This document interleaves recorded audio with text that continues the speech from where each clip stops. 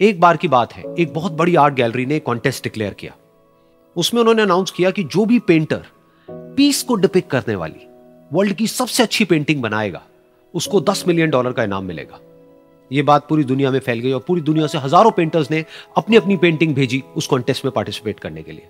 उन हजारों पेंटिंग्स में से जो इस कॉन्टेस्ट के जजेस थे उन्होंने फाइनली 100 पेंटिंग्स को शॉर्टलिस्ट किया और उन 100 पेंटिंग्स की एक एग्जीबिशन लगाई। उस एग्जीबिशन में इन सारे पेंटर्स को तो इनवाइट किया ही किया, साथ ही साथ मीडिया वाले भी बैठे हुए थे और मीडिया वालों के साथ हजारों लोगों की भीड़ भी जमा थी। क्योंकि प्राइज अमाउंट इतना बड़ा था तो सबका इंटरेस्ट था ये जानने में कि कौन जीतेगा, कि वो पेंटिंग कैसी होगी और कौन वो पेंटर होगा जिसको इतना बड़ा अमाउंट मिलेगा। फाइनली वो दिन आ ही गया। वहां पर सारी ही पेंटिंग्स देखने लायक थी और एक से बढ़कर एक थी। उसमें से कुछ पेंटिंग्स थी जहां पर सबसे ज्यादा भीड़ थी। जैसे एक पेंटिंग थी जहां पर एक बिल्कुल साफ पानी की नदी बह रही थी, जिसके पीछे कुछ पहाड़ थे, उसके ऊपर बर्फ जमी हुई थी और पीछे से सनराइज हो रहा था। एक और पेंटिंग थी जहां पर पेंटर ने पीस को डिपिक्ट किया था फुल मून नाइट के थ्रू, यानी कि एक बिल्कुल पीसफुल लेक थी जिसका पानी बिल्कुल स्टिल था, इतना स्टिल कि उसके अंदर आप रिफ्लेक्शन देख सकते थे आसपास में जो भी कुछ था उसका, बिल्कुल एक मिरर की तरह। और बिल्कुल डार्क आसमान में कुछ तारे चमक रहे थे और एक चांद चमक रहा था। उसके अलावा एक पेंटिंग थी जिसमें बिल्कुल सफेद बादल थे, नीला आसमान था और बिल्कुल हरी हरी घास थी। यानी कि सारी ही पेंटिंग्स ऐसी जिसको देख करके ही मन शांत हो जाए। तो कॉन्टेस्ट बहुत ही टफ था क्योंकि सारी पेंटिंग्स एक से बढ़कर एक थी। तो जजेस के लिए शॉर्टलिस्ट करना कि कौन सी पेंटिंग बेस्ट है, that was very very difficult. लेकिन वो मोमेंट आ ही गया जब जजेस ने अपना माइंड मेकअप कर लिया और एक पेंटिंग को इन सारी पेंटिंग्स में से सिलेक्ट कर लिया और उस पेंटिंग को एक बड़े से कर्टेन के पीछे रख दिया। सामने वो सारे पेंटर्स बैठे हुए थे, मीडिया वाले थे और हजारों लोगों की भीड़ थी। सबकी क्यूरियोसिटी बढ़ती चली जा रही थी क्योंकि अमाउंट बहुत बड़ा था। लेकिन जैसे ही वो पर्दा हटा और सामने से सबने उस पेंटिंग को देखा तो सब हैरान रह गए। सब एक दूसरे की शक्ल देखने लगे। किसी को कुछ समझ नहीं आ रहा था कि एक्चुअल में हो क्या रहा है, क्योंकि वो पेंटिंग जो वहां पर दिख रही थी वो दूर दूर तक शांति को डिपिक्ट नहीं कर रही थी। तो सबको लगा कि शायद उस आर्ट गैलरी से कोई गलती हुई है या जजेस से कोई गलती हुई है और किसी गलत पेंटिंग को वहां पे रख दिया है। तो कुछ पेंटर्स एक साथ गए, जाकर के उस आर्ट गैलरी के ओनर से मिले और जाकर के उससे पूछा कि क्या ये कोई गलती है, गलती से कहीं कोई गलत पेंटिंग तो आपने वहां पे नहीं रख दी है। तो आर्ट गैलरी वाला थोड़ा सा मुस्कुराया और बोला, नहीं, ये पेंटिंग बिल्कुल ठीक है। जजेस ने इसी पेंटिंग को सिलेक्ट किया है और यही पेंटिंग आज की विनर है। सारे पेंटर्स ये जवाब सुन करके गुस्से से भर गए और सबने मिल करके रिवोल्ट कर दिया। और ये देख करके सारे मीडिया वाले अपनी अपनी जगह से खड़े हुए और भागते हुए गए उस आर्ट गैलरी के ओनर के पास में और अपने अपने माइक्स उनके मुंह के आगे कर दिए। तो अगेन वो आर्ट गैलरी का जो ओनर था वो हल्का सा मुस्कुराया और उसने कहा कि मुझे कुछ बोलने से पहले एक बार इस पेंटिंग को आप लोग ध्यान से देखिए, थोड़ा पास से देखिए, शायद आपको कुछ ऐसा नजर आए जो दूर से नजर नहीं आ रहा है। क्योंकि आप सबने एक चीज तो देख ली कि इस पेंटिंग में आंधी है, तूफान है, चारों तरफ सब कुछ तहस नहस हो रहा है, आसमान में बिजली कड़क रही है, काले बादल है, ये सब तो आपने देख लिया। लेकिन एक चीज नहीं देखी कि इस पेंटिंग में एक घर भी है। उस घर में एक छोटी सी खिड़की है जहां पर एक आदमी खड़ा हुआ है। ध्यान से जाकर के देखिए, वो जो आदमी खड़ा हुआ है और बाहर देख रहा है उस घर से, उसके चेहरे पर कोई डर नहीं है बल्कि एक हल्की सी मुस्कान है, एक ठहराव है, एक सुकून है। और यही है शांति का असली मतलब।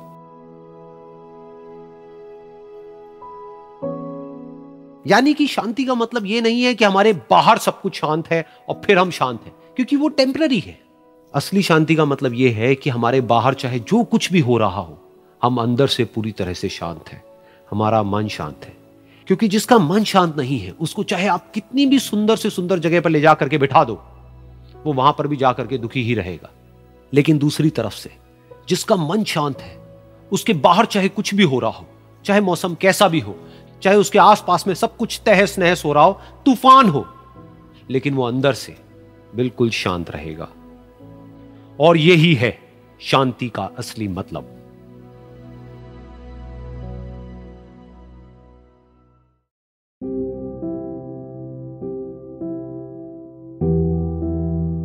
एक बार की बात है, एक छोटे से गांव में एक आदमी रहता था। उसके घर के पास में एक पहाड़ था जहां पर वो रोज सुबह जाता, उस पहाड़ पर थोड़ी देर के लिए वो बैठता, फिर वापस आ जाता। तो रोज की तरह वो सुबह सुबह जा रहा था। पीछे से उसका छोटा सा बेटा आया, उसने आकर के उसका हाथ पकड़ लिया और कहा कि आज मैं भी आपके साथ चलूंगा। उसने पहले तो उसको थोड़ा सा समझाया और मना किया, कहा कि जो रास्ता है वो बहुत ही छोटा है, और चढ़ाई बहुत ज्यादा है, तो तुम मेरे साथ नहीं चल पाओगे। लेकिन फिर जब उस बेटे ने जिद करी तो पिता मान गया। तो दोनों पहाड़ पर चढ़ने लगे। पिता ने बेटे का हाथ कस के पकड़ा हुआ था। लेफ्ट साइड में पहाड़ थे, राइट साइड में खाई थी और रास्ता बहुत ही छोटा था। और वो पहाड़ की चोटी तक पहुंचने ही वाले थे, तभी रास्ते में एक बड़ा सा पत्थर आया। क्योंकि पिता उस रास्ते पर रोज आता था तो उसको पता था कि वहां पे पत्थर है, तो वो साइड से निकल गया। लेकिन जो बेटा था उसका ध्यान कहीं और था, तो उसका घुटना जा करके उस बड़े से पत्थर पर टकरा गया। तो फिर उस बच्चे के मुंह से एक चीख निकली, और जैसे ही वो चीखा उसकी आवाज उन पहाड़ों में गूंजने लगी। इससे पहले उस बच्चे ने कभी भी अपनी आवाज की गूंज नहीं सुनी थी, तो उसे समझ नहीं आया कि क्या हो रहा है। वो अंदर से थोड़ा सा घबरा गया। उसे लगा कि शायद कहीं कोई है जो छुप करके उसको देख रहा है और उसका मजाक उड़ा रहा है। फिर उस बच्चे ने बोला, कौन हो तुम? तो जब उस बच्चे ने इस गूंज को सुना उसे गुस्सा आ गया। उसे लगा कि कौन है ये जो मेरा मजाक उड़ाए चले जा रहा है। फिर उसने गुस्से से कहा, मैं तुम्हें छोड़ूंगा नहीं। और फिर जैसे ही उसने इस गूंज को सुना वो घबरा गया। उसके पिता समझ गए थे कि क्या हो रहा है। उसने अपने पिता का हाथ कस के पकड़ लिया और उनसे पूछा, कौन है ये जो मुझे इतना तंग कर रहा है? कौन है ये जो मुझे इतना डरा रहा है? तो उसके पिता थोड़ा सा मुस्कुराए और उन्होंने खाई की तरफ देखा और जोर से बोला, मैं तुमसे बहुत प्यार करता हूं। ये सुनकर वो बच्चा हैरान हो गया। उसे समझ नहीं आया कि हो क्या रहा है, कि वही इंसान जो उसका मजाक उड़ा रहा है और उसको तंग कर रहा है, वो उसके पिता को बोल रहा है कि मैं तुमसे बहुत प्यार करता हूं। तो उसके पिता ने अपने बेटे को देखा और वो समझ गए कि उसके मन में क्या चल रहा है। और फिर दोबारा उन्होंने बोला, तुम बहुत अच्छे हो। और ये सुनकर उनका बेटा भी थोड़ा सा मुस्कुराया और पूछा अपने पिता से कि ये क्या हो रहा है। और फिर उसके पिता ने अपने बेटे को समझाया, ये जो आवाज तुम सुन रहे हो ना, ये किसी और की नहीं है, ये तुम्हारी ही आवाज है जो कि पहाड़ों में गूंज रही है और तुम्हें अपनी ही आवाज सुनाई दे रही है। जैसा तुम बोलते हो ठीक वैसा ही तुम्हें सुनाई देता है। अगर तुम गुस्से से कुछ कहोगे तो पलट करके जो आवाज आएगी उसमें भी गुस्सा होगा, लेकिन अगर तुम कुछ अच्छा कहोगे तो वो आवाज भी अच्छी होगी। बिल्कुल इसी तरह से हमारी जिंदगी में भी होता है। जैसा तुम अपने मन में इस जिंदगी के बारे में सोचते हो, ये जिंदगी तुम्हारे लिए बिल्कुल वैसी ही हो जाती है। अगर तुम मन ही मन अपने आप को ये बोलते रहोगे कि मेरी जिंदगी तो बहुत ही बुरी है, तो तुम्हारी जिंदगी सच में बुरी हो जाएगी। और अगर तुम अपनी जिंदगी से प्यार करोगे तो तुम्हारी जिंदगी भी तुमसे प्यार करेगी। ये बात उस बच्चे के दिमाग में घर कर गई और फिर वो दोनों उस पहाड़ की चोटी पर गए। लेकिन बच्चे के दिमाग में यही बात घूम रही थी। और फिर वो बच्चा खिलखिला के हंसा और उसने अपने दोनों हाथ खोले और अपनी पूरी ताकत से बोला, मैं तुमसे बहुत प्यार करता हूं।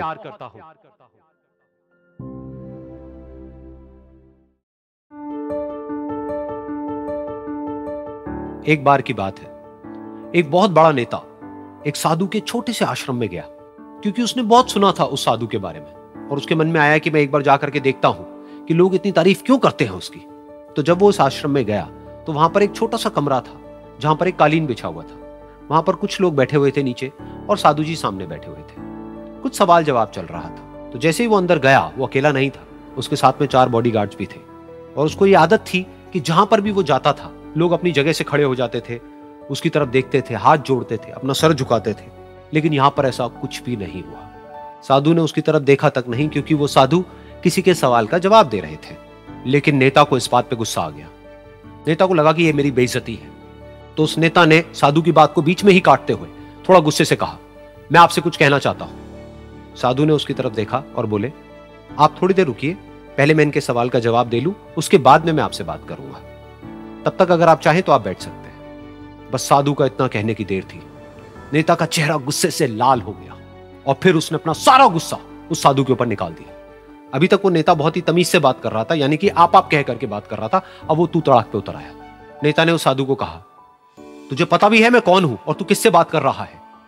साधु ने उसकी तरफ देखा और कहा, मुझे इससे कोई फर्क नहीं पड़ता कि आप कौन हैं, लेकिन आप जो कोई भी हैं, अगर आप चाहते हैं कि मैं आपके सवाल का जवाब दूं या आपसे बात करूं तो आपको कुछ देर रुकना होगा। और साधु के ये कहते ही नेता गुस्से से पागल हो गया और वहीं सबके सामने चीखने चिल्लाने लग गया, अब मैं तुझे तेरी असली औकात दिखाऊंगा। तूने मुझसे पंगा लेकर के ठीक नहीं किया है। तुझे पता भी है मैं तेरे बारे में क्या सोचता हूं। साधु ने फिर से उसकी तरफ देखा और बड़े ही प्रेम से कहा कि मुझे इससे कोई फर्क नहीं पड़ता है कि आप मेरे बारे में क्या सोचते हैं। आप जो चाहे वो मेरे बारे में सोच सकते हैं। फिर उस नेता ने बोला कि तू चाहे सुनना चाहता है या नहीं, लेकिन मैं तुझे बताऊंगा यही सबके सामने कि मैं तेरे बारे में क्या सोचता हूं। तू एक बहुत ही घटिया इंसान है। तू कोई साधु नहीं है, तू एक ढोंगी है, पाखंडी है, और यहां पर जितने भी लोग बैठे हैं उन सबको बेवकूफ बना रहा है। तेरा बस एक ही मकसद है कि इन लोगों की जेब में जितना भी पैसा है वो सब तेरे पास में आ जाए। तू अपने फायदे के लिए इन लोगों का इस्तेमाल कर रहा है, और अब मैं तुझे नहीं छोड़ने वाला, तेरा पर्दाफाश करके रहूंगा पूरी दुनिया के सामने। लेकिन उसके इतना बोलने के बाद भी उस साधु के चेहरे पर हल्की सी मुस्कान बनी ही रही। ये देखकर वो और तिल मिला गया और उसने कहा, अब बहुत हुआ, अब मैं यहां 1 मिनट भी नहीं रुकने वाला, लेकिन अभी भी तेरे पास में मौका है। अगर मुझसे माफी मांगनी है या मुझसे कुछ कहना है तो कह सकता है। इतना सब होने के बाद भी साधु बिल्कुल शांत था और उनके चेहरे पर एक मुस्कान थी। उन्होंने अपनी आंखें बंद कर ली। फिर साधु ने अपनी आंखें खोली, हाथ जोड़े और कहा कि मुझे आपसे कोई गिला शिकवा नहीं है, मेरे मन में आपके लिए कोई भी गलत ख्याल नहीं है। जो भी आपने मेरे बारे में कहा वो आपकी अपनी सोच थी, तो मुझे आप में कोई भी बुराई नजर नहीं आती है। मुझे आप एक बहुत ही भले इंसान लगते हैं। और साधु के इतना कहते ही नेताजी का दिमाग 7वें आसमान पर पहुंच गया। उनके चेहरे पर एक अजीब सी खुशी थी, क्योंकि उस साधु ने वो ही कहा जो बाकी सब लोग उस नेता को कहते हैं। और वो खुशी खुशी उस आश्रम से अपने घर की तरफ चला गया और जा करके अपने पिताजी के साथ में बैठ गया। उसके पिताजी की आंखें बंद थी और वो ध्यान में थे। पूरी जिंदगी उन्होंने सिर्फ लोगों की सेवा करी और बदले में कुछ भी एक्सपेक्ट नहीं किया। तो थोड़ी देर बाद जब उन्होंने अपनी आंखें खोली और देखा अपने बेटे को अपने साथ बैठे हुए, तो उनके बेटे के चेहरे पर आज एक अजीब सी खुशी थी जो आज से पहले उन्होंने कभी नहीं देखी थी। फिर उसने एक एक करके सब कुछ बताया कि आज क्या हुआ, किस तरह से वो आश्रम गया, वहां पर क्या हुआ, उसने क्या कहा, उन्होंने क्या कहा। तो जब इसके पिताजी ने पूरी बात सुनी तो थोड़ा सा मुस्कुराए और अपने बेटे को देख करके बोले कि उन्होंने तुम्हारी तारीफ नहीं करी है, क्योंकि उन्होंने वो नहीं कहा कि जो तुम हो, उन्होंने वो कहा कि जो वो खुद है। और तुमने जो भी कुछ उनको कहा वो नहीं कहा कि जो वो है, बल्कि तुमने वो कहा जो तुम खुद हो। यही बात वेदों में भी कही गई है, यथा दृष्टि तथा सृष्टि। ये दुनिया तुम्हें वैसी नहीं दिखती है जैसी कि ये दुनिया है। ये दुनिया तुम्हें वैसी दिखती है जैसे तुम खुद हो। जिसकी नजर जैसी है उसके लिए ये दुनिया वैसी ही है। तो अगर तुम अपनी दुनिया को बदलना चाहते हो तो उसका सिर्फ एक तरीका है, अपनी नजर को बदलो।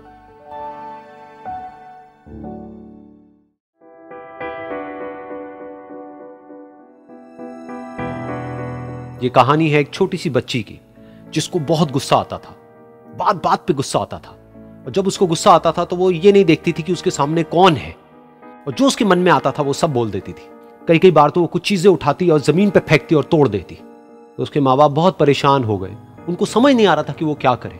उन्होंने बहुत कोशिश करी उस बच्ची को समझाने की अलग अलग तरीके से, लेकिन वो बच्ची समझ ही नहीं रही थी।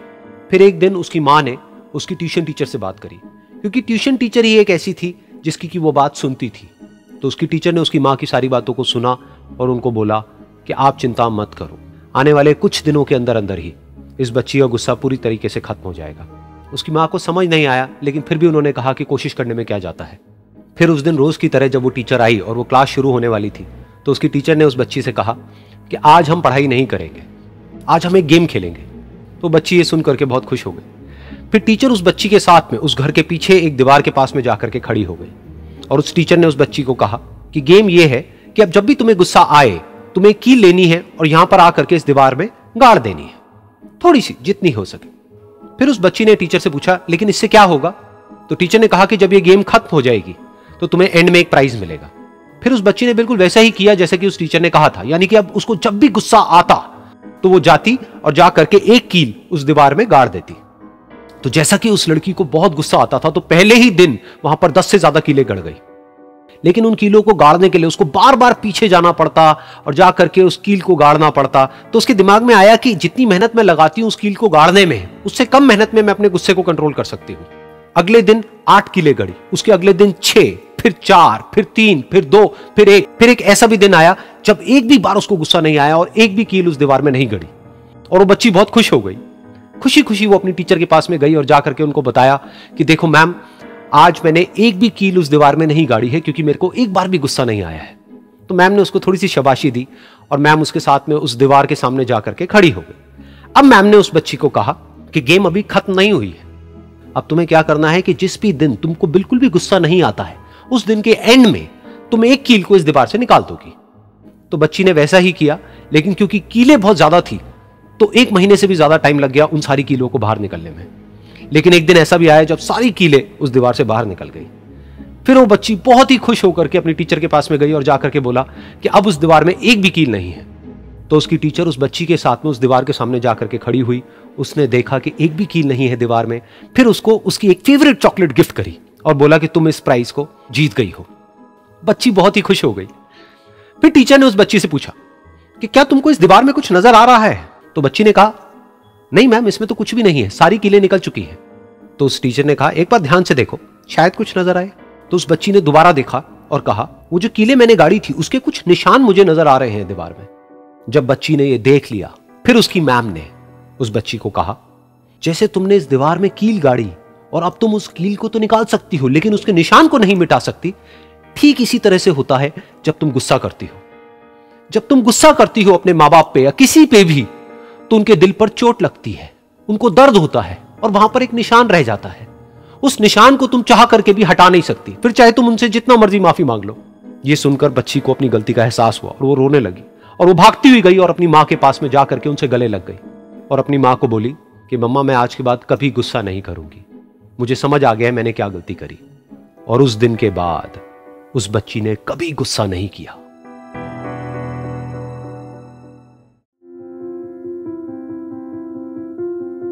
एक बार एक लड़की ने एक एंट्रेंस एग्जामिनेशन को क्रैक करने की बहुत कोशिश करी, बहुत मेहनत करी, लेकिन उसके बाद भी वो उसको क्रैक नहीं कर पाई, जिसकी वजह से वो अंदर से पूरी तरह से टूट गई, बहुत परेशान रहने लग गई, दुखी रहने लग गई। उसके पिता से अपनी बेटी की यह हालत देखी नहीं गई। फिर उन्होंने एक दिन अपनी बेटी को बुलाया और उन्होंने अपनी बेटी को कहा कि तुम मेरे साथ एक बार किचन में चलो, मुझे तुम्हें कुछ दिखाना है। किचन में पहले से ही उन्होंने गैस स्टोव के ऊपर 3 बोल रखे हुए थे। फिर उन्होंने उन तीनों बोल्स के अंदर पानी भरा, एक के अंदर कुछ आलू डाले, एक के अंदर कुछ अंडे और एक के अंदर कॉफी बीन्स, और उसको उबलने के लिए छोड़ दिया। उसके बाद में 5 मिनट हो गए, 10 मिनट हो गए, 20 मिनट हो गए और वो वहां पर खड़े रहे अपनी बेटी के साथ में और उसको देखते रहे।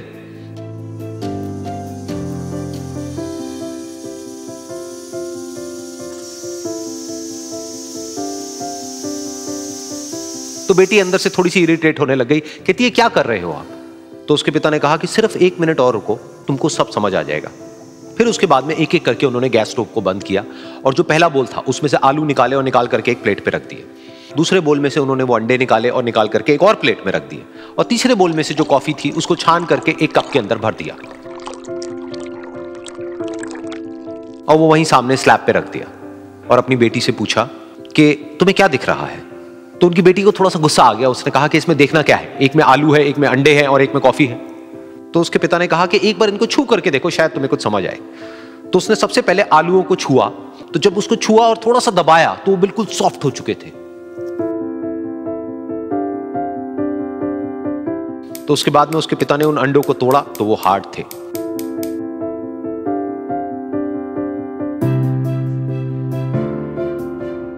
और फिर उसके पिता ने वो कॉफी वाला कप उठाया और अपनी बेटी को कहा कि एक बार इसको सूंघ करके देखो।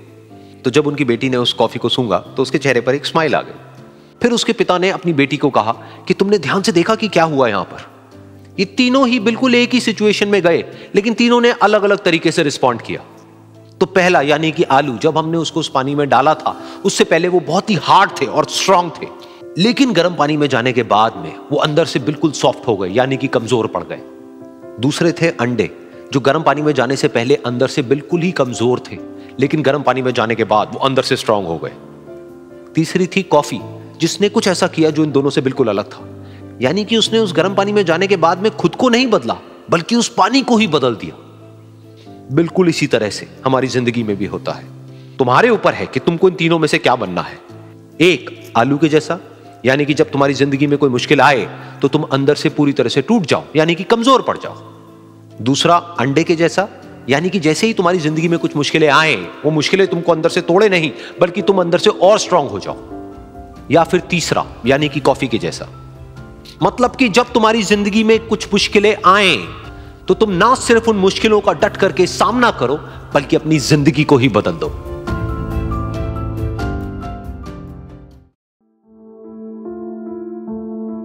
ये कहानी है 2 दोस्तों की जो कि एक छोटे से गांव में रहते थे। एक बार वो दोनों किसी काम से शहर गए और वापस अपने गांव लौट रहे थे। उनके गांव तक पहुंचने के लिए उनको एक घने जंगल से होकर के गुजरना था, और जब वो उस जंगल से गुजर रहे थे तो एक दोस्त को प्यास लगी और वो पानी ढूंढने के लिए रास्ता भटक गए। थोड़ी ही देर बाद शाम हो गई और रात होने ही वाली थी। तो उन दोनों की नजर एक गुफा पे पड़ी जो कि पेड़ों से घिरी हुई थी चारों तरफ से। तो उन्होंने सोचा कि यही जगह ठीक है रात बिताने के लिए। तो दोनों ने कुछ लकड़ियां इकट्ठी करी, उस गुफा के अंदर गए और आग जला करके वहां पे बैठ गए। रात का वक्त था, गुफा के अंदर आग जल रही थी, बाहर बिल्कुल अंधेरा था और कुछ जानवरों की आवाजें आ रही थी। तो उन दोनों में से जो एक दोस्त था वो अंदर ही अंदर डरने लगा, क्योंकि उसने भूत प्रेतों की बहुत कहानियां सुनी थी कि रात के वक्त जंगल में कुछ भयानक आत्माएं भटकती हैं और अगर उनको कोई ऐसा भटका हुआ आदमी मिल जाए तो उसको नहीं छोड़ती। तो जब उसने भूत प्रेतों की बात अपने दोस्त से करी तो उसके दोस्त ने हंसते हुए उससे पूछा, क्या कभी तूने किसी भूत को देखा है? तो उसने कहा, नहीं मैंने तो नहीं देखा, लेकिन मेरे कुछ जान पहचान के लोग हैं जिन्होंने देखा है। तो उसके दोस्त ने उसको समझाने की बहुत कोशिश करी कि यार ऐसी सुनी सुनाई बातों पर विश्वास नहीं करते हैं, अब तू सो जा और मुझे भी सोने दे, मुझे नींद आ रही है। और इतना कह करके उसका दोस्त वहीं पर लेट गया और थोड़ी देर में सो गया। लेकिन वो जो अंदर से डरा हुआ था वो लेट तो गया, लेकिन उसको नींद नहीं आ रही थी। उसको लग रहा था कि शायद यहां पर कहीं कोई है जो छुप करके कहीं से उसको देख रहा है। उस आग की वजह से कुछ परछाइयां बन रही थी वहां पर पत्थरों पर, तो उन परछाइयों को देख करके भी वो डर रहा था। फिर कुछ घंटे तक ऐसे ही चलता रहा। फिर उसके बाद में क्योंकि वो थका हुआ था तो उसको नींद आ गई। लेकिन नींद आने के कुछ देर बाद ही उसको एक सपना आया। सपने में उसको एक बहुत ही भयानक परछाई उसकी तरफ बढ़ती हुई नजर आई। अब जैसे जैसे वो अंदर से डरता चला जा रहा था, वो परछाई उसके और पास आती चली जा रही थी और बड़ी होती चली जा रही थी। और उस परछाई में एक हाथ उसको नजर आया जिसके बड़े बड़े नाखून थे, और वो हाथ उसकी तरफ बढ़ता चला गया और उसके गले तक पहुंचने ही वाला था कि तभी वो डर करके एकदम से उठा। फिर उसने अपने दोस्त की तरफ देखा जो कि सो रहा था, उसको पकड़ करके जोर से उठाया। फिर उसने अपने दोस्त को बताया कि उसके साथ में क्या हुआ। तो उसका दोस्त फिर हंसने लगा। फिर उसके दोस्त ने उसको कहा, अब अगर दोबारा से तुझे वो परछाई दिखे तो तू वही कहियो जो मैं तुझे कह रहा हूं कहने के लिए, फिर देखते हैं वो परछाई तेरा क्या करती है। तुझे अपने अंदर ही अंदर बोलना है, मैं तुझसे नहीं डरता, सामने आ। तो उसके दोस्त ने वैसा ही किया। थोड़ी देर बाद दोबारा से उसको सपने में वही परछाई नजर आई और वो परछाई धीरे धीरे उसकी तरफ बढ़ने लगी। लेकिन इस बार वो उस परछाई से डरा नहीं, बल्कि अपनी पूरी हिम्मत जुटा करके उसने वही कहा, मैं तुझसे नहीं डरता, सामने आ। मैं तुझसे नहीं डरता, सामने आ। मैं तुझसे नहीं डरता, सामने आ। जैसे जैसे वो ये बोलने लगा, वो परछाई छोटी होने लगी और उससे दूर होने लगी। वो बोलता रहा, वो परछाई छोटी होती रही और धीरे धीरे वो परछाई दिखनी बंद हो गई। बिल्कुल ऐसा ही हमारी जिंदगी में भी होता है। हमारे अंदर जितने भी डर हैं, उससे हम जितना डरते हैं हम उतना ही छोटे होते चले जाते हैं और वो डर उतने ही बड़े होते चले जाते हैं। लेकिन अगर हम अपने अंदर के डरों से नहीं डरते हैं और उसका सामना करते हैं तो दुनिया का ऐसा कोई भी डर नहीं है जो कि हमें डरा पाए।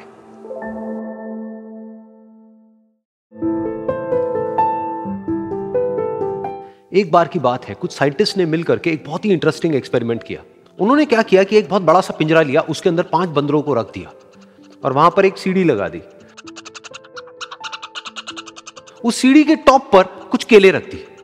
फिर उन साइंटिस्ट ने क्या किया कि जैसे ही कोई भी बंदर उस सीढ़ी पर चढ़ता केलों तक पहुंचने के लिए, तो ऊपर से ठंडे पानी की बारिश करने लग जाते। तो जैसे ही वो ठंडा पानी गिरता उस बंदर के ऊपर जो कि सीढ़ी पर चढ़ रहा था, वो फटाफट से नीचे आता तो पानी बंद हो जाता। फिर दोबारा से कोई और बंदर उस सीढ़ी पर चढ़ता उन केलों तक पहुंचने के लिए, दोबारा से यही होता। दोबारा से ऊपर से ठंडे पानी की बारिश होती, वो बंदर जैसे ही नीचे आता दोबारा से बारिश बंद हो जाती। तो बंदरों ने इसका मतलब यह निकाला कि जैसे ही कोई भी सीढ़ी पर चढ़ता है तो ऊपर से ठंडा पानी गिरता है। फिर उसके बाद में जैसे ही कोई भी बंदर उस सीढ़ी पर चढ़ने की कोशिश भी करता तो बाकी के बंदर सब इकट्ठे होकर के उसको पकड़ते, उसको मारते, उसको पीटते और उसको नीचे गिरा देते। फिर दोबारा कोई कोशिश करता, दोबारा उसके साथ भी ऐसा ही होता। फिर उन साइंटिस्ट ने क्या किया कि उन 5 बंदरों में से एक बंदर को उस पिंजरे में से निकाला और उसकी जगह एक नए बंदर को उस पिंजरे के अंदर डाल दिया। अब उस बंदर को नहीं पता था कि यहां पर क्या खेल चल रहा है। उसको जैसे ही सीढ़ी के ऊपर वो केले नजर आए, वो फटाफट से उस सीढ़ी के ऊपर चढ़ने लगा। अब की बार साइंटिस्ट ने कोई बारिश नहीं करी, लेकिन फिर भी जो बाकी के बंदर थे उन्होंने इसको पकड़ा, सीढ़ी से नीचे उतारा और मारने पीटने लग गए। इस बंदर को समझ नहीं आया कि मेरे को क्यों मारा जा रहा है, तो उसने दोबारा कोशिश करी। जैसे उसने दोबारा कोशिश करी, दोबारा से उन 4 बंदरों ने वही किया। तो अब इस नए बंदर के दिमाग में क्या बैठ गया कि सीढ़ी पर चढ़ना मना है, अगर सीढ़ी पर चढ़ते हैं तो मार पड़ती है। उस सीढ़ी पर चढ़ना क्यों मना है और क्यों मार पड़ती है वो उसको नहीं पता था, बट उसके दिमाग में यह बैठ गया कि इस सीढ़ी पर नहीं चढ़ना है, ना किसी को चढ़ने देना है। फिर दोबारा से उन साइंटिस्ट ने क्या किया कि जो पुराने 4 बंदर थे उसमें से एक बंदर को निकाला और एक नए बंदर को उसी जगह पर डाल दिया। अब इस नए बंदर ने भी वही किया जो इससे पहले वाले ने किया था, यानी कि वो भागता हुआ गया, उस सीढ़ी के ऊपर चढ़ने की कोशिश करी, उन केलों तक पहुंचने की कोशिश करी। बाकी 4 इकट्ठे हो गए और उन्होंने उसको मारा पीटा, सीढ़ी से नीचे गिरा दिया। उसको कुछ समझ नहीं आया, उसने दोबारा कोशिश करी, दोबारा उसके साथ यही हुआ। और अब इस बंदर के दिमाग में भी यही बैठ गया कि सीढ़ी पर चढ़ना मना है और सीढ़ी पर चढ़ने से मार पड़ती है। फिर साइंटिस्ट ने एक एक करके जो पुराने 3 बंदर बचे हुए थे उसमें से भी एक एक करके उन बंदरों को निकाला और उनकी जगह पर 3 नए बंदर आ गए। अब ये 5 बंदर नए थे और किसी को भी ये नहीं पता था कि उस सीढ़ी पर चढ़ना मना क्यों है, लेकिन उन सबके दिमाग में बैठा हुआ था कि सीढ़ी पर चढ़ने से मार पड़ती है। तो कोई भी कोशिश नहीं कर रहा था, जबकि अब कोई ठंडे पानी की बारिश भी नहीं हो रही थी। वो चाहते तो आराम से उस सीढ़ी पर चढ़ते, केले तोड़ते और आपस में बांट करके खा लेते। बिल्कुल ऐसा ही हम लोगों के साथ भी होता है, यानी कि इंसानों के साथ भी होता है। हजारों साल पहले कोई प्रथा बनी होती है, कोई रीति रिवाज होता है जिसके पीछे कोई ना कोई वजह होती है, लेकिन वो वजह खत्म होने के बाद भी वो प्रथा चलती रहती है, वो रीति रिवाज चलते ही रहते हैं। किसी में इतनी हिम्मत नहीं होती है ये पूछने की कि हम क्या कर रहे हैं, क्यों कर रहे हैं। बस सबको ये पता होता है कि ऐसा ही होता है। तो वो एक्सपेरिमेंट जिसके बारे में अभी मैंने आप लोगों को बताया, यानी कि वो बंदरों का एक्सपेरिमेंट, उसमें तो बेचारे बंदर हैं, जानवर हैं, उनको नहीं पता है कि क्वेश्चन कैसे पूछते हैं। लेकिन अगर हम इंसान होने के बावजूद भी क्वेश्चन ना करें तो हमारे में और जानवरों में क्या फर्क है, सोचिए।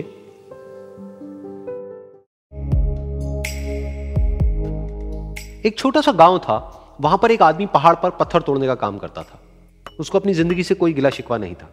पूरा दिन वो काम करता, मेहनत करता, दिन के एंड में जो थोड़ा बहुत पैसा मिलता वो जा करके अपने परिवार के साथ में थोड़ा सा टाइम स्पेंड करता और चैन से सो जाता। तो एक दिन रोज की तरह वो अपना काम खत्म करके अपने घर की तरफ जा रहा था, तो रास्ते में चलते चलते उसके मन में ख्याल आया कि ये भी कोई जिंदगी है कि सुबह से शाम तक मैं पत्थर तोड़ने का काम करता हूं और एंड में मेरे को थोड़े से पैसे मिलते हैं, जिसमें मुश्किल से मेरा और मेरे परिवार का गुजारा हो पाता है।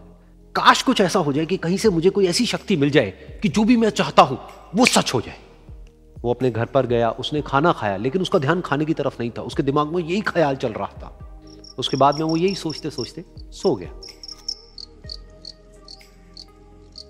फिर नींद आने के कुछ देर बाद उसको एक सपना आया। सपने में उसने देखा कि रोज की तरह वो अपना काम खत्म करके अपने घर लौट रहा था। रास्ते में उसने एक बहुत ही बड़ा घर देखा और उसके मन में आया कि काश ये घर मेरा होता और मैं इसका मालिक होता।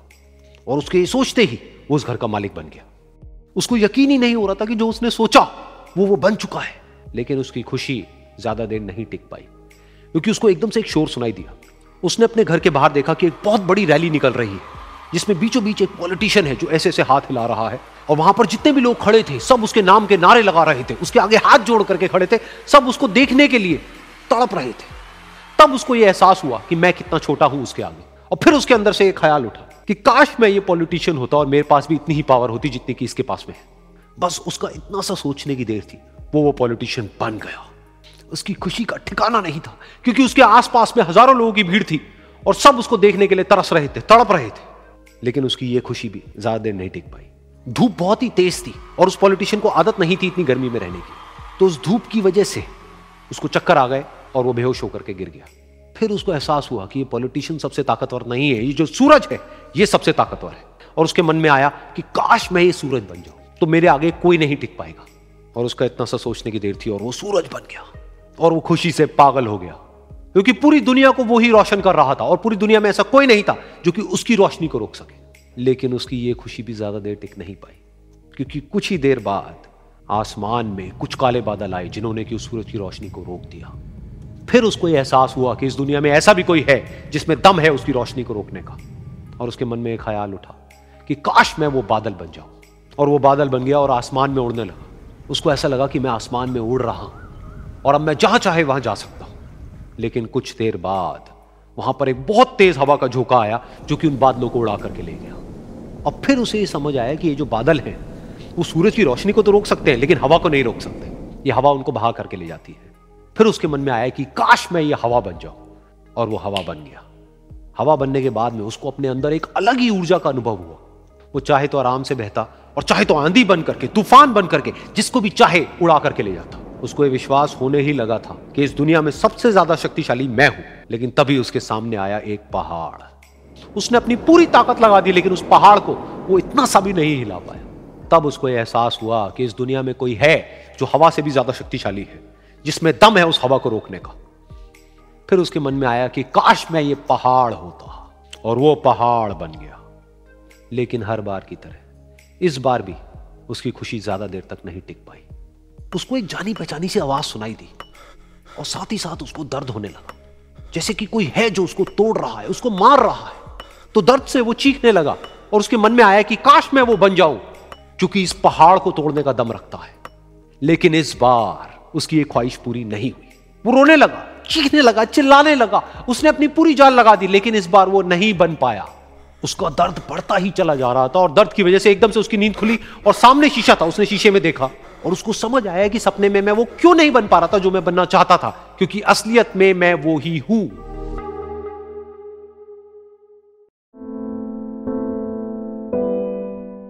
ये कहानी है दो दोस्तों की, और उनकी दोस्ती की शुरुआत हुई थी अभी कुछ दिन पहले हॉस्पिटल के कमरे से, जहां पर वो दोनों एडमिट थे। तो दोनों में से जो एक था, उसको अभी कुछ दिन पहले एक पैरालिसिस का अटैक आया था, जिसकी वजह से गर्दन के नीचे की उसकी पूरी बॉडी पैरालाइज हो गई थी और वो अपनी एक उंगली तक नहीं हिला सकता था। और पूरे दिन जो भी नर्स उसके पास में आती, वो उसको एक ही बात कहता कि मुझे कोई ऐसा इंजेक्शन दे दो जिससे कि मैं मर जाऊं, अब मैं और जीना नहीं चाहता, ऐसी जिंदगी का मैं क्या करूंगा। तो उसका जो दोस्त था उस कमरे में, क्योंकि वो चल फिर सकता था, तो रोज सुबह और रोज शाम को उस कमरे में एक खिड़की थी, उसके पास में जाकर के खड़ा हो जाता और अपने दोस्त को बताता कि उस खिड़की के बाहर क्या चल रहा है। बिल्कुल नीला आसमान है, सफेद बादल है, हल्की हल्की हवा चल रही है और कुछ पंछी उड़ रहे हैं। एक बहुत ही सुंदर बीच है जहां पर कुछ बच्चे मिट्टी के घरौंदे बना रहे हैं।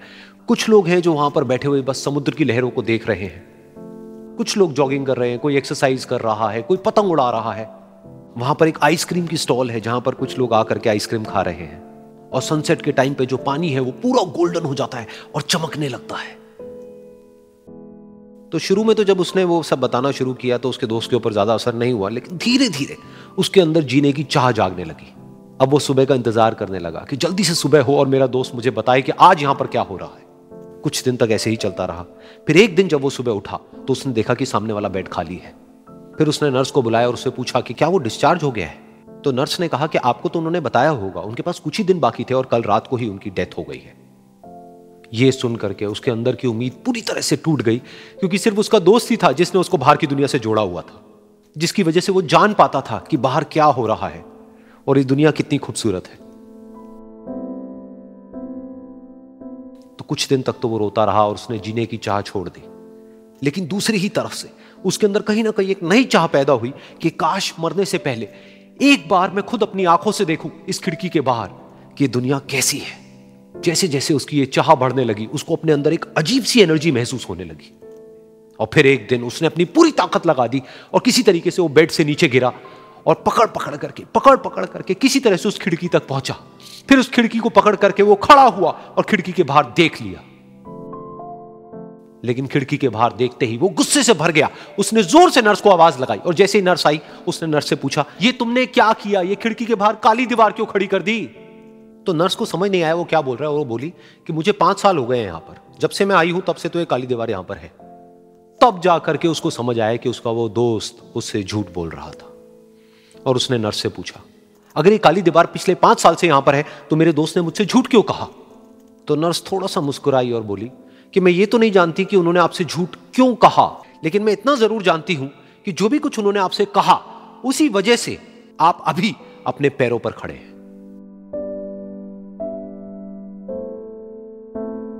तो इस कहानी से हमको यह सीखने को मिलता है कि जो हमारे शब्द हैं, जो हमारे वर्ड्स हैं, जो हम अपने मुंह से बाहर निकालते हैं, उसमें इतनी पावर है जिसकी कोई हद नहीं है। वो किसी आदमी को गिरा भी सकते हैं और उसको उठा भी सकते हैं। तो अब आपके ऊपर है कि आप अपनी इस पावर को यूज करते हो या मिस यूज करते हो।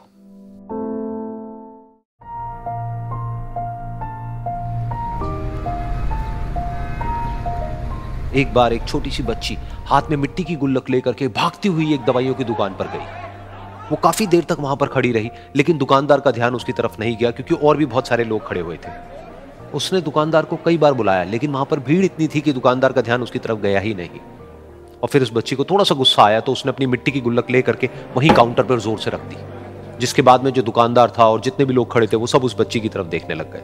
और फिर उस दुकानदार ने उस बच्ची से पूछा, बेटे आपको क्या चाहिए। तो वो बड़े ही भोलेपन से बोली कि मुझे एक चमत्कार चाहिए। ये सुनकर के दुकानदार को कुछ समझ नहीं आया, ना ही वहां पर जो लोग थे उनको कुछ समझ में आया, और सब उसकी तरफ देखने लग गए। फिर दुकानदार ने बोला, बेटे चमत्कार तो यहाँ पर नहीं मिलता है। तो बच्ची को लगा कि वो उससे झूठ बोल रहा है। तो बच्ची ने कहा कि मेरी गुल्लक में बहुत पैसे हैं, आप बताओ आपको कितने पैसे चाहिए, लेकिन मैं आज यहां से चमत्कार लेकर के ही जाऊंगी। तो वहीं काउंटर पे एक और आदमी खड़ा था। उसने उस बच्ची से पूछा कि बेटे क्यों चाहिए तुमको चमत्कार। तब उस बच्ची ने अपनी कहानी बताई कि अभी कुछ दिन पहले मेरे भाई के सर में बहुत तेज दर्द हुआ तो मेरे पापा मम्मी उसको हॉस्पिटल ले गए। उसके बाद कई दिन तक मेरा भाई घर नहीं आया। तो मैंने कई बार अपने पापा से पूछा, लेकिन उन्होंने मुझे कुछ नहीं बताया। उन्होंने बार बार यही कहा कि वो आ जाएगा, वो कल आ जाएगा, वो कल आ जाएगा, लेकिन वो आ ही नहीं रहा था। तो मैंने देखा कि मम्मी रो रही है और पापा मम्मी को कह रहे थे कि उसकी दवाइयों के लिए और उसके इलाज के लिए जितने पैसे चाहिए उतने मेरे पास में नहीं है, अब उसको कोई चमत्कार ही बचा सकता है। तब मुझे लगा कि अगर मेरे पापा के पास में इतने पैसे नहीं भी हैं तो क्या हुआ, मेरे पास में तो है। तो मैंने जितने भी पैसे जोड़ रखे हैं वो सारे लेकर के मैं इस दवाई की दुकान पर आई। फिर उस आदमी ने उस बच्ची से पूछा, कितने पैसे हैं तुम्हारे पास में? ये सुनते ही उस बच्ची ने अपनी गुल्लक उठाई, जमीन पर फेंकी और तोड़ दी और पैसे गिनने लग गई। बाकी सब लोग खड़े होकर के उसको देख रहे थे। थोड़ी देर बाद उसने सारे पैसे अपने हाथ में इकट्ठे किए और बोली, मेरे पास में पूरे 19 रुपए हैं। वो जो आदमी वहां पर खड़ा था वो थोड़ा सा मुस्कुराया और बोला कि अरे तुम्हारे पास में तो पूरे पैसे हैं, इतने का ही तो आता है चमत्कार। ये सुनकर के वो बच्ची बहुत खुश हो गई और बोली कि चलो मैं आपको अपने पापा से मिलवाती हूं। बाद में पता लगा कि वो आदमी कोई आम आदमी नहीं था, बल्कि एक बहुत बड़ा न्यूरोसर्जन था और उसने सिर्फ 19 रुपए में उसके भाई की सर्जरी करी और कुछ ही दिन बाद वो ठीक होकर के घर वापस आ गया। फिर कुछ दिन बाद वो बच्ची, उसका भाई, उसके पापा, उसकी मम्मी चारों एक साथ बैठे हुए थे और बात कर रहे थे। तो उसकी मम्मी ने उसके पापा से पूछा कि अब तो बता दो ये चमत्कार आपने किया कैसे? तो उन्होंने अपनी बेटी की तरफ देखा और बोले, ये चमत्कार मैंने नहीं, इसने किया है।